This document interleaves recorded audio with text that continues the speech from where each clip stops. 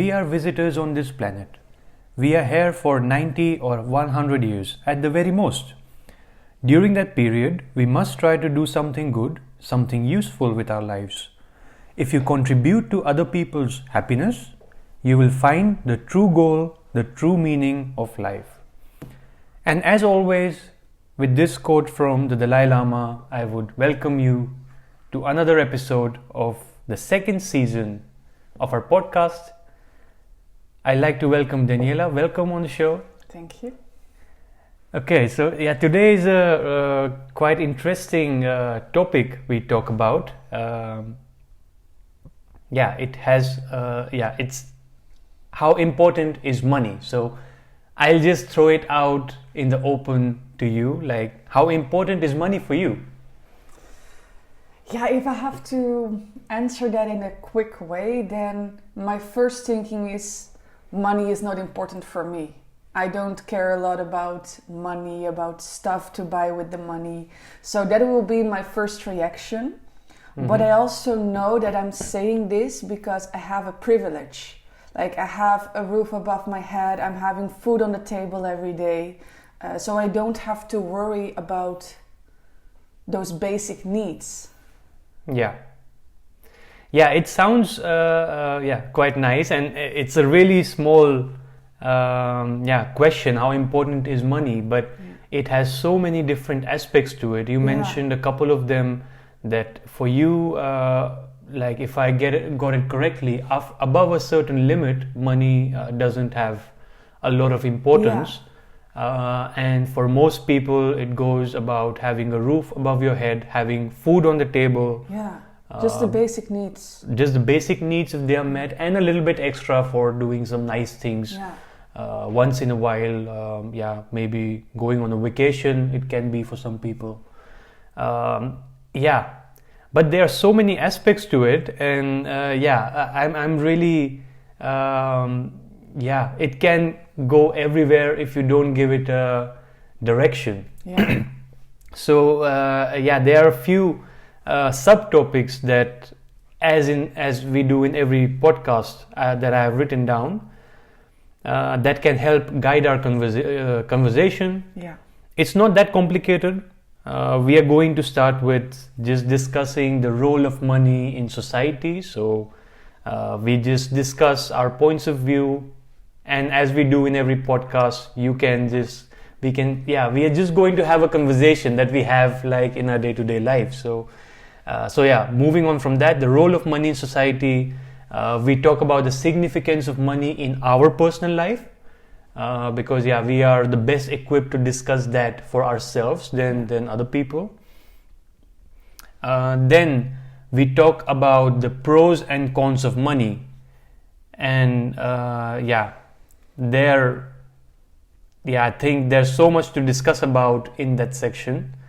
And next we talk about why is money such a taboo in our society, that people don't really want to discuss it in open, and sometimes even with friends and family, there's not a lot of openness. Because we are really open about money, and we are always fine to talk about it with everyone who is asking. And that is also why we wanted to have this podcast, to see like how important is money for us, and how important is it in the society. And I just answered your question quite quick, but I know we will dive deeper into the conversation. But I think you summed it up pretty nicely. But I thought but that's not the end of podcast, as some people might think, because for me, I know how you think about it. You know a little bit how I think about it. And as our goal is to just bring our conversations to a wider audience. So maybe they can take inspiration from it. Maybe they can learn another perspective about certain topics from it. Because from every new person you can learn new things. And I think another couple would have maybe a completely different insight and talks about money. What I know for sure is that a lot of the fights that are happening between couples, goes usually about finances. And that's research as well, and that's a little bit of the reality, especially in the Western society. But yeah, we don't have that. No. I think if you have to say like where do you fight the least about, or where do you not fight about at all, it's money for us. Yeah, that's right. Maybe it has to do with that we always we are just happy with like meeting our needs, and we don't focus on the greed part a lot, and both of our mentality is a little bit like that. If I say that, like of course there are sometimes discussions about like small little things, but it's mostly about giving money out on things that we don't see as important. For example, sometimes we think, is it really good to eat out, for example? But it is also a little bit about money, but also about health. So it's a little bit difficult. Yeah, sometimes if one of us is just a bit lazy to cook, then one of us is having the need, just let's order, let's go out. And then the other person is like, no, it's like a waste of money. We can cook something quick, and then it's also healthy, and let's not spend that money for... I think this discussion will come up in the second part, but let's get started. Let's keep to the topic. The role of money in society. So, from your perspective, growing up in Netherlands, how do you think was the role? How do you see the role of money growing up in a society like Netherlands? Was it just a means of exchange, or does it mean more? What is it for you? If you're asking me this question, the only thing I can think about is that as a kid, I've always seen that people around me were always working really hard to, get things. Mm-hmm. To buy things, you mean? Yeah, to buy things. To work hard and to spend it in material things. Yeah, if I see in my family is just, I think average Dutch family. Mm-hmm. And I've seen that since I'm young, they always had to work quite hard to pay the bills and to pay for, extra things. Okay. But, also... then mostly things, but I think one thing you also you don't mention, but I see it from a different perspective, to also have to spend money on experiences, and in that the biggest is a good vacation every year, and that costs also significant amount of money, especially if you want to do it in a fancy way. I remember we always went every summer on like a 3-week holiday, and my family was always busy with they were finding it important that we could go on that holiday every summer. But I look at it with a very different perspective. Because I'll come to that later, like growing up in India, how it was. But I always try to go into how we as humans were before. And it happened also a lot, like after reading the series of books about Sapiens, Homo Deus, by Yuval Noah Harari, where it's a brief history of humankind. And if you look back, before the Industrial Revolution, we were living in a barter economy where... we were like, I think this is the point where we settled down, but still we didn't invent something as a means of exchange. So currency or money, the first one to come were like coins, silver and gold, for example. But before that it was more like, I have land, I grow carrots, you are growing potatoes, so I'll give you these many carrots in exchange for potatoes, and we can both have a nice meal.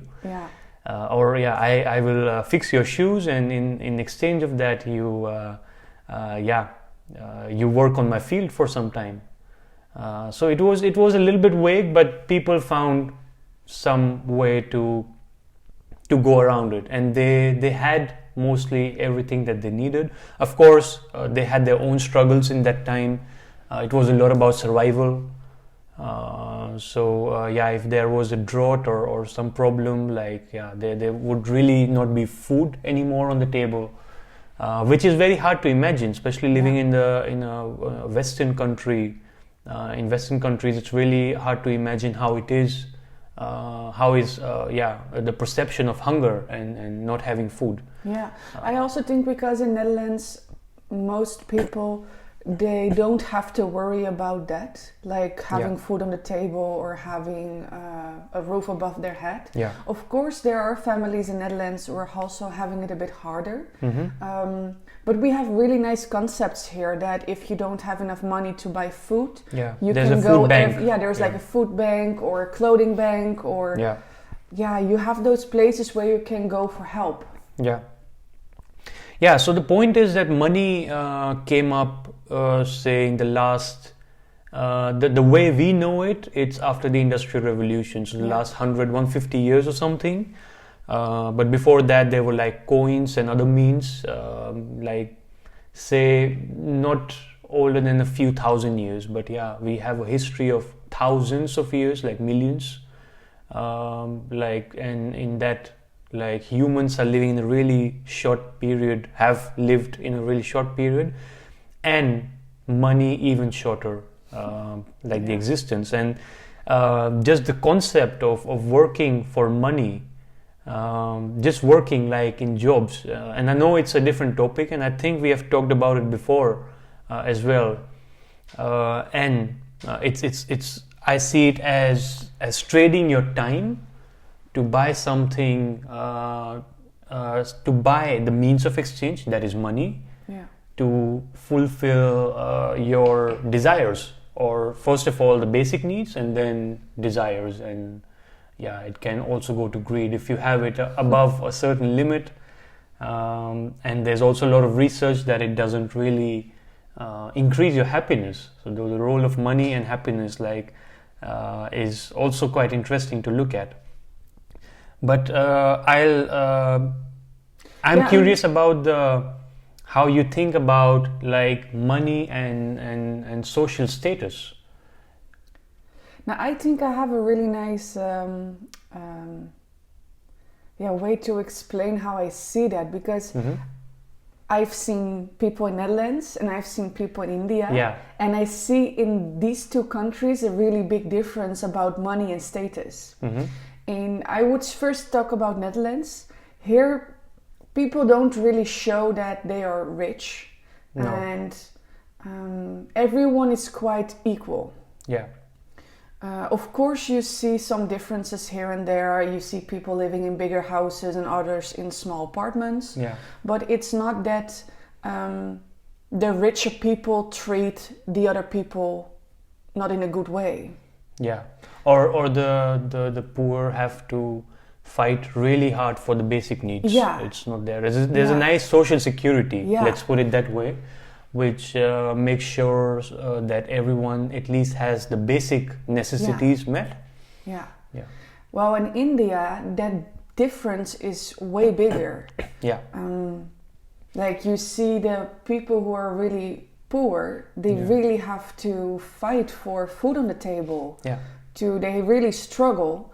And you also see that the rich people treat them differently because they are poor. There's a class system and the caste system, which is quite, it's ingrained in the society still, although there have been a lot of changes in rules and laws, especially the class system, like it really, in modern day India and many other emerging societies of economies, it means a lot.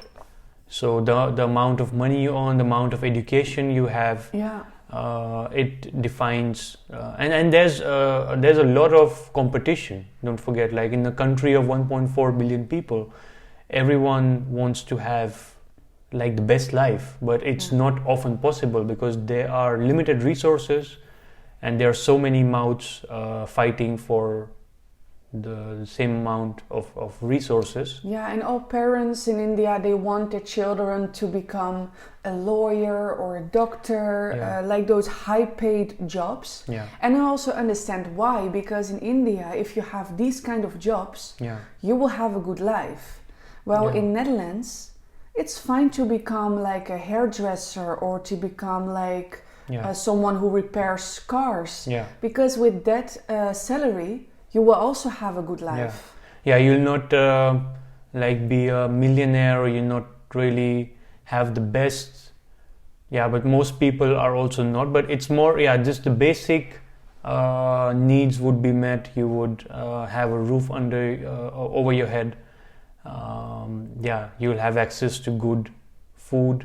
There's access to clean water. That's already a big thing because quite a lot of people in the world, in terms of percentage, like I heard last that around 90% of the people are having access to clean drinking water in the world, which I was also quite surprised about, but still 10 to 15% not. That's a big number. But you are right, like the social status in Netherlands, maybe it matters, but it's in a way in the society, it's designed in a way that it shouldn't matter. While in India, you really see it, just how big an impact it can have on lives of people. So that was let's move to the next, because there we can also share some personal stories, like the significance of money in our personal life and how it has helped us achieving goals.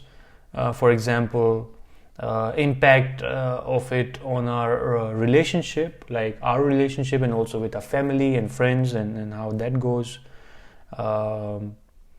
So what do you have to say on that? Like, you mentioned about that in the beginning, like how important money is for you. So you said it's not that important, but if you look at whatever significance it has in your life or in our life, how you see it in general. You ask me difficult questions this podcast. Or you should take a moment to ask me a question.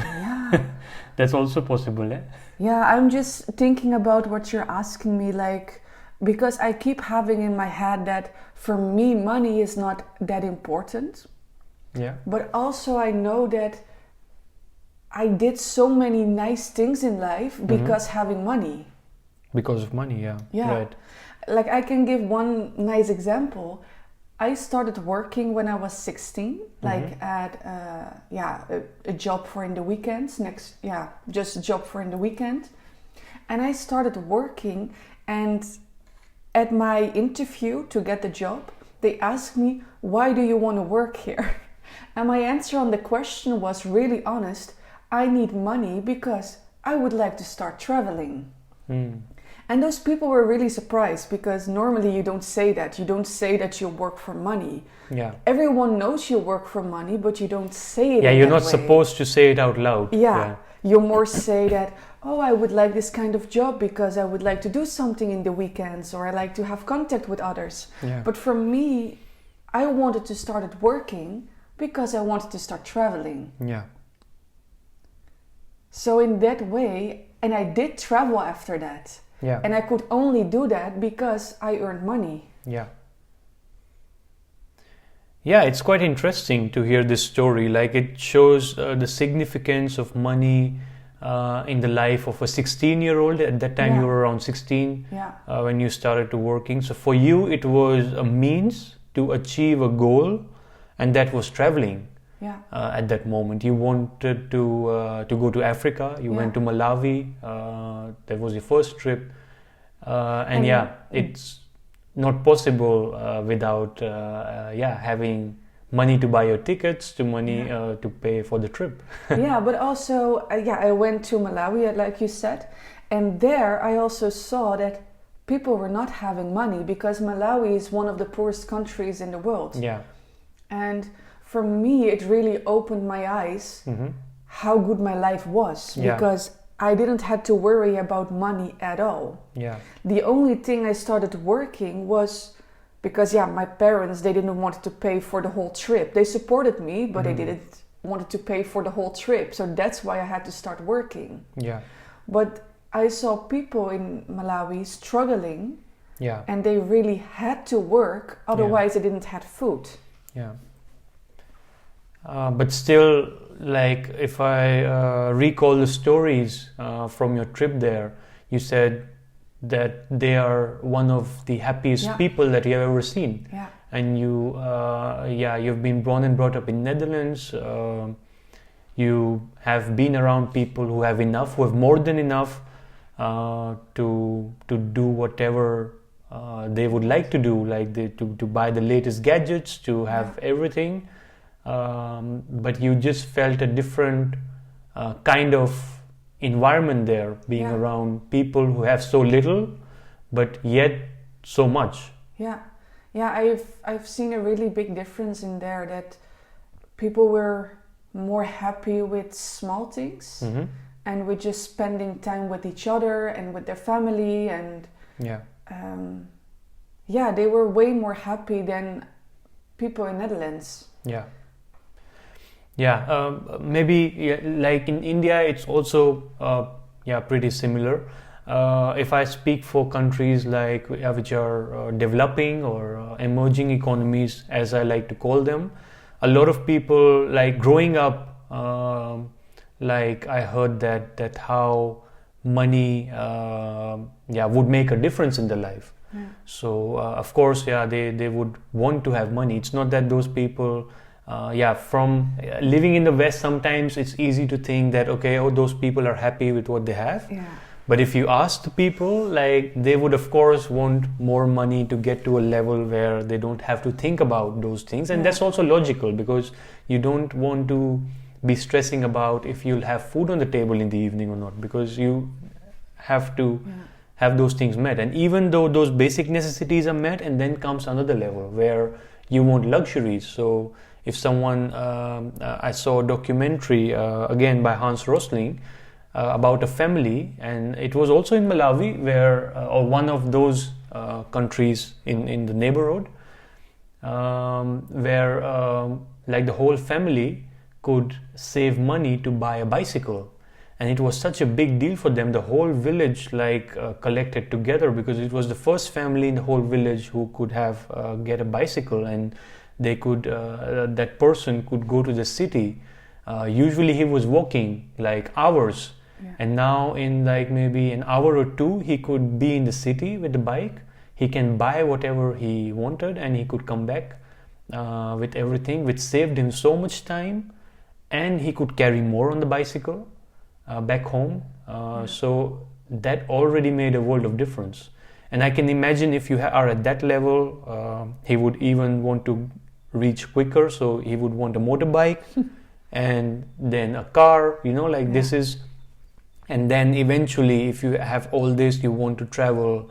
I'm always amazed like how I came to Netherlands like on an aeroplane, but I didn't know that only maybe a very small amount of people in the world, they are privileged enough to travel by plane. And people in countries like in India, a majority of the people, they are very fascinated by the idea to go on an airplane, because they have never experienced that before. And for a lot of them, that's a dream, because it's expensive to travel by plane, and so there are a lot of aspects to it, and I always also go on the sustainability part a lot. We cannot have like 7 billion people traveling all around, everyone having a car, everyone flying everywhere with a plane, but it's quite normal for those people to feel that way.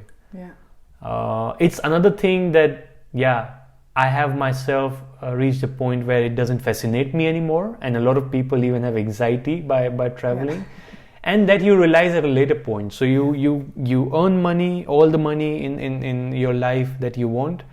Still, people obsess over the times which were, a little bit more difficult, or they really see that money didn't really make a difference in their life as they wanted after a certain level. So if you reach a level where the basic necessities are met and a little bit of luxuries, above that, money and happiness doesn't really have a correlation. Yeah, and how do you see the impact of money on personal relationships? Yeah, also a big one. I think I think it's quite big, because I've heard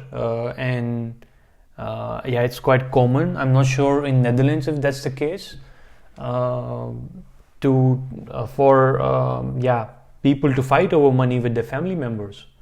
It happens quite a lot, and especially when it goes about like inheritance and that kind of stuff.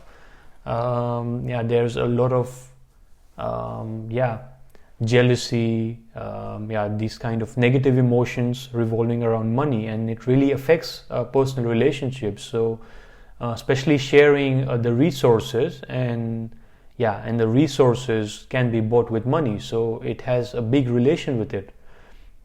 While I've seen if you have less, then you also have less to fight about, because there's not a lot. If there's an apple to be shared, most probably people will just cut it in half, or in as many pieces as many family members, and share with everyone. But if it's about a piece of land, then things already get more complex, because there's a lot of angles to it. People always want the bigger share, they want more, and I think everywhere in the world it's kind of the same story, although in a different way. So it's quite complex to talk in like one episode about money's impact on personal relationships, but it's not a good one for sure. And I think it can improve if people start seeing money more as a tool to help each other, and move away from the greed part of it. I think that will really help, and to use money to, like, especially if you have enough, to make a positive impact in lives of people. That will help improve personal and professional relationships, or just relationships with anyone, just random people. It will improve, like if with just a random act of kindness, which costs a little bit of money. Maybe I can also give an example about our relation, because we also grew up differently. And I grew up in a way that this is my money, this is your money, or this is my stuff, this is your stuff. It's really like, this is from me, and I have to keep that close to myself. You grew more up in a way in your family that everything is. There was more for the whole family. But it goes even further, because in India, as I told you, I lived in quite a small family size compared to India. In Netherlands, it was still big, because when I was growing up, we were with like 8 to 10 people in a very small house. But I have friends who are living in villages where you live in kind of small communities still, like still family, but like all the brothers and their spouses and children are living in the same house, can be up to 30-40 people per family. And then you cannot really divide stuff, that this is mine and this is yours. It's from everyone to use. And if you're late, then then it's gone. So for example, just as take an example of of a car in Netherlands, like it's very usual. I realized it that in like when I came here, that fellow student of mine, we wanted to organize something somewhere, and we needed a car, and he said like, I have to ask my parents about it. Like my parents have a car, and maybe I can borrow it. So that was a little bit of culture shock for me as well, because in India it's if there's a car, it's a family car, and it's for everyone to use depending on how important it is for someone. So imagine that two people, me and my sister, need the car in the same way. We will reach like some kind of an agreement that maybe she needs it more, so then I'll take the train, or I'll take some kind of public transport and she can take the car. Yeah, but I think because the way you grew up, we didn't have that many fights about money. No. Because for us, I think from the beginning of our relation, your money was my money and my money was your money. Like we just shared everything, and sometimes you paid, sometimes I paid, and we never had, in Netherlands it's really common at one point that you say, okay, our relation is getting serious, let's get a bank account together where both of us put some money in. So things are staying equal, and your personal money keeps being your personal money. Okay, so you continue having your own bank account as well? Okay, and that I didn't know. I don't want to say for every Dutch person, but I know in a lot of Dutch people are doing this if they get into a relation. And when the relation is getting serious, then you keep your own account, but you also get a common account. And your salary is coming on your personal account. And then your share of the costs you transfer to the other account. That is the account together, and you share money that way. But your salary is yours in the end, and the savings that you do personally, they are different from. I've heard about that as well, and it's a world of difference when you compare to India. In India, you have your own accounts, which each one of them, maybe it's changing now, but before, like both, so the husband and wife had access to each other's account as well. But that was because they were married also. Without marriage, like nothing is possible in India. No. So it's so different. Like relationships and the impact of culture as well on how money is shared, how money is looked upon as well. I had like a little thing that I wanted to talk about, because I think it fits this part well, is a book that I recently read, Your Money or Your Life. We saw a summary video about it. If you mentioned, we watched it. I'll put the link to it as well. It's quite an interesting book, because it gave me like a kind of perspective that it's quite clear that our life is more important than money. Everyone would say that, but money plays a big role in that. And if you a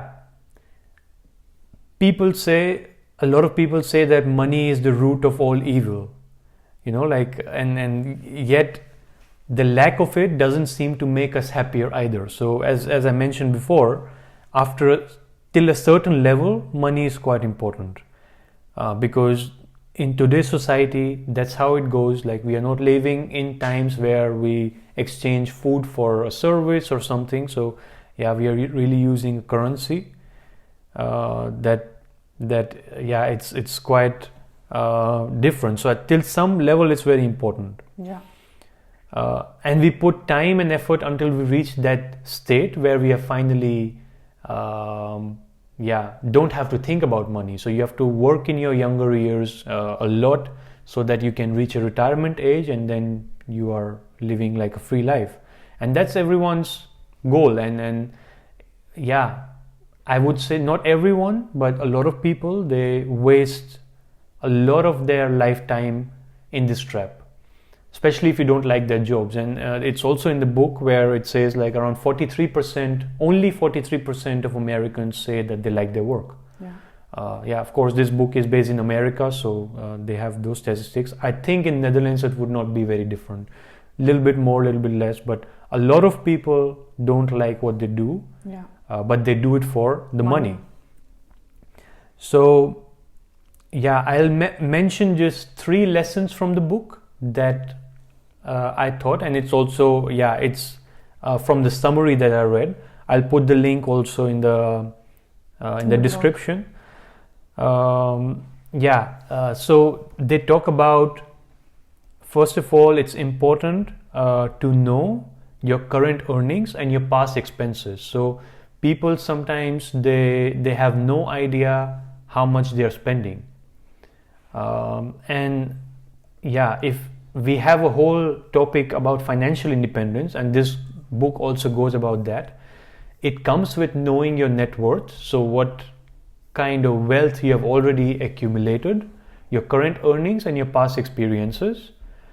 And the next is that you should budget and evaluate subcategories in your income and have an expense sheet. And I think we maybe talked about it before or not. And there's also something that we do, like it's very important to budget and put categories that, okay, this amount of money that comes in. So if you have a job or a business and you make, say, 2,000 euros a month, you say, okay, this is the category for home, for all the costs, groceries, and this. A lot of people, it's very simple, but most people don't do it. And that's a reality.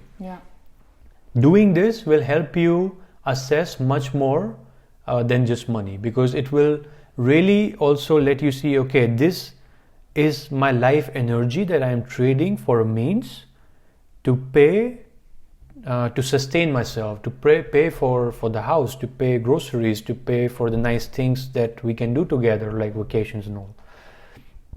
And third, that this book says that you have to invest your hard-earned money, so that it doesn't depreciate in time. So a couple of months back, the inflation in Netherlands was like 15%.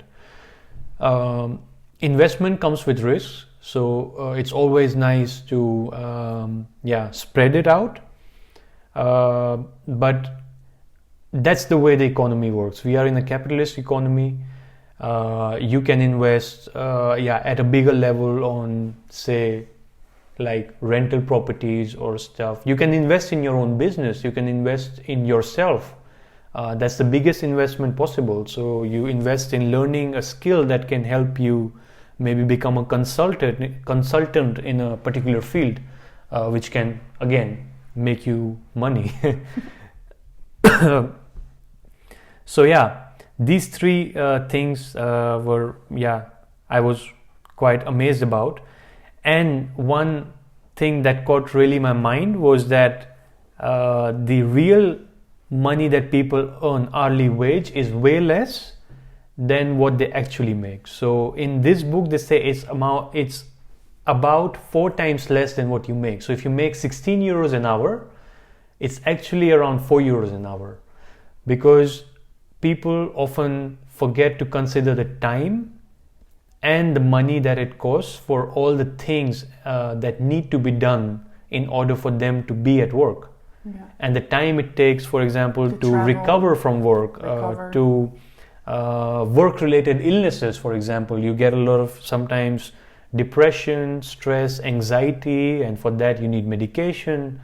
The time extra that is needed to travel. A lot of people don't get travel costs reimbursed, so that cost comes as well. You have to buy special clothing for work. So there's quite a lot of angles to it. But it's because it's so recent in my memory, I went a little bit deep in that. For a detailed explanation, look at the video, and let's move to the next and the last, second last part. That's the pros and cons of money. So I think we discussed about it more or less. Yeah, we already did a bit. So the advantages of having money, to have a roof above your head, to have security in life. That's the biggest advantage. And above that, if you have a little bit extra, you can do some nice things. And disadvantages of having money. If you have too little money, that's the opposite of that. You have to worry about like the basic necessities, and it's a different kind of stress. Having too much money, then you really don't know what to do with it, and it comes with like another set of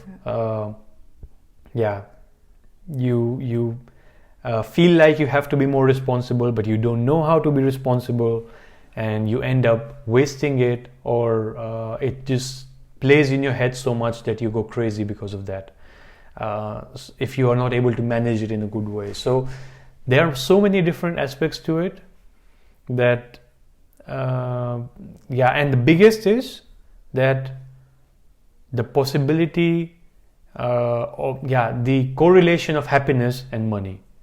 So at both ends, people realize that having too little money can have an adverse effect on your happiness. But if you have your basic needs met,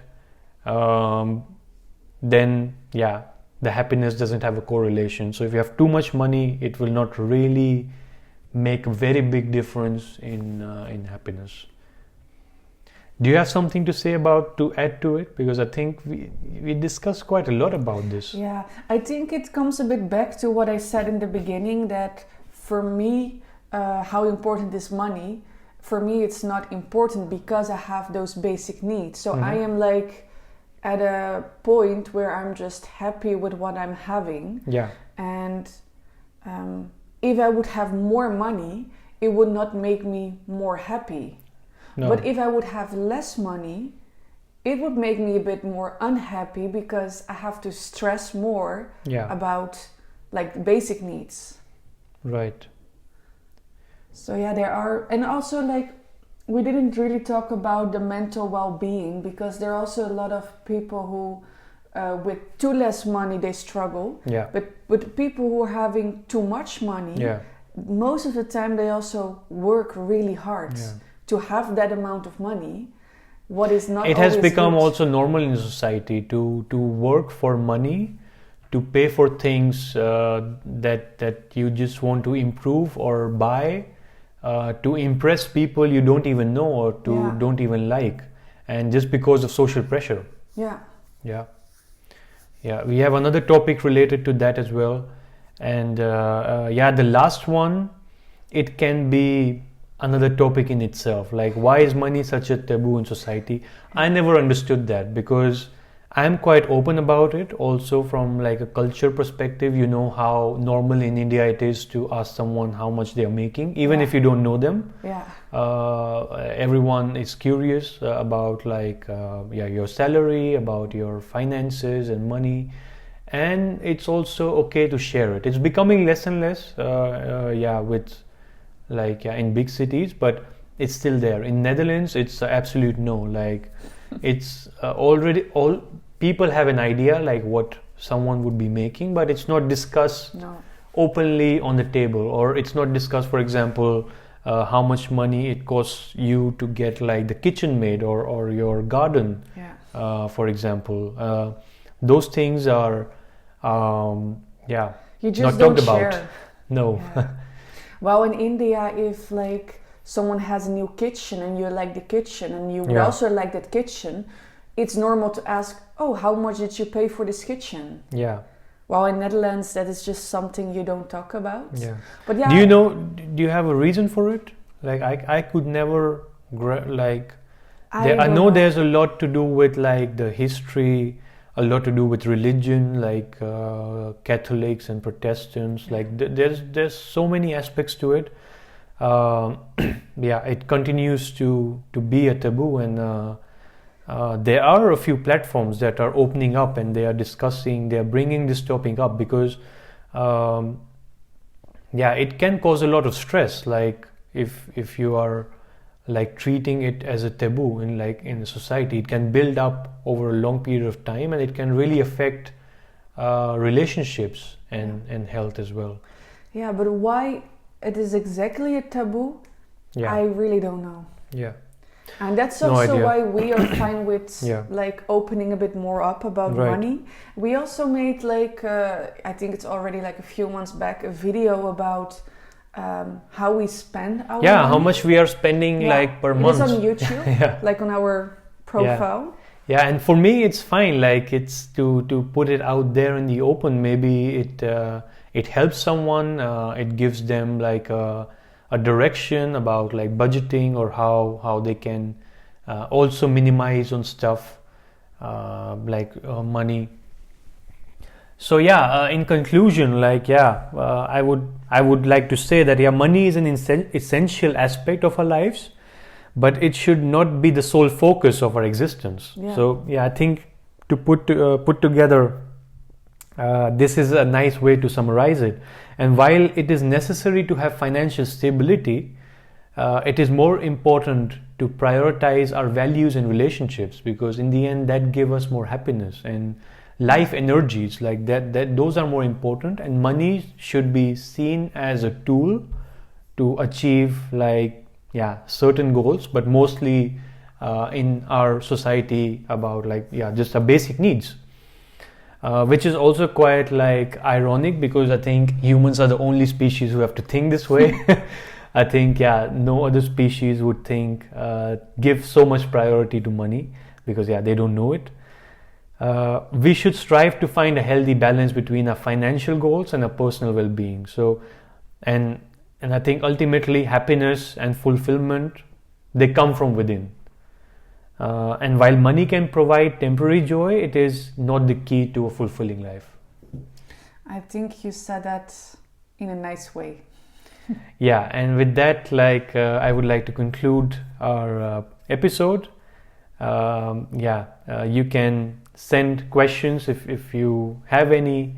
There'll be a blog. Don't forget to if you want the links to the book, for example, and a few articles, also previous articles that we talked about, you can check it out there. We wish you a nice day ahead, and we'll see you in another podcast.